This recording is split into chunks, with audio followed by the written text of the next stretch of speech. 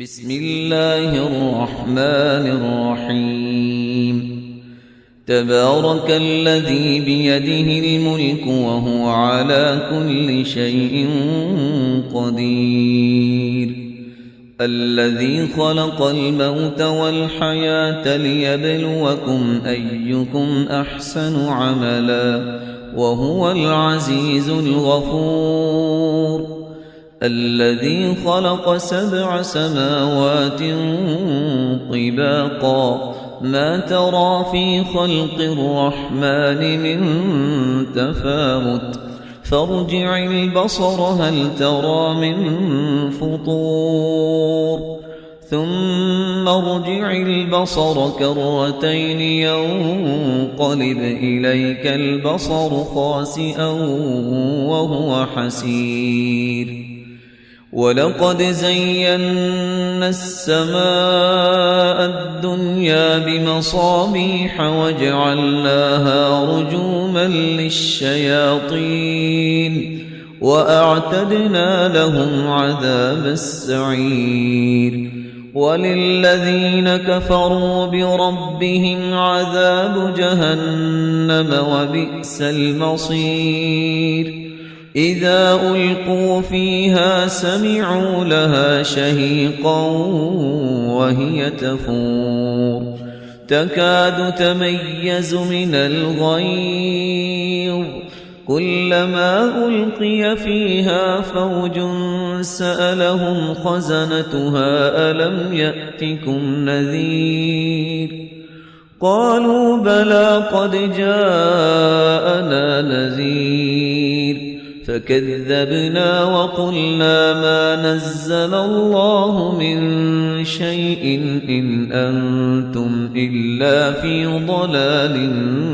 كبير وقالوا لو كنا نسمع أو نعقل ما كنا في أصحاب السعير فاعترفوا بذنبهم فسحقا لأصحاب السعير إن الذين يخشون ربهم بالغيب لهم مغفرة وأجر كبير وأسروا قولكم أو اجهروا به إنه عليم بذات الصدور ألا يعلم من خلق وهو اللطيف الخبير هو الذي جعل لكم الأرض ذلولا فامشوا في مناكبها وكلوا من رزقه وإليه النشور أأمنتم من في السماء أن يخسف بكم الأرض فإذا هي تمور أم أمنتم من في السماء أن يرسل عليكم حاصبا فستعلمون كيف نذير ولقد كذب الذين من قبلهم فكيف كان نكير أولم يروا إلى الطير فوقهم صافات ويقبض ما يمسكهن إلا الرحمن إنه بكل شيء بصير أمن هذا الذي هو جند لكم ينصركم من دون الرحمن إن الكافرون إلا في غرور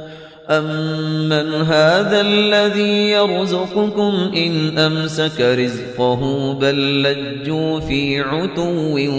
ونفور أفمن يمشي مكبا على وجهه أهدى أمن يمشي سويا على صراط مستقيم قل هو الذي أنشأكم وجعل لكم السمع والأبصار والأفئدة قليلا ما تشكرون قل هو الذي ذرأكم في الأرض وإليه تحشرون ويقولون متى هذا الوعد إن كنتم صادقين قل إنما العلم عند الله وإنما أنا نذير مبين فلما رأوه زلفة سيئت وجوه الذين كفروا وقيل هذا الذي كنتم به تدعون قل أرأيتم إن أهلكني الله ومن معي أو رحمنا فمن يجير الكافرين من عذاب أليم قل هو الرحمن آمنا به وعليه توكلنا فستعلمون من هو في ضلال مبين قل أرأيتم إن أصبح ماؤكم غورا فمن يأتيكم بماء معين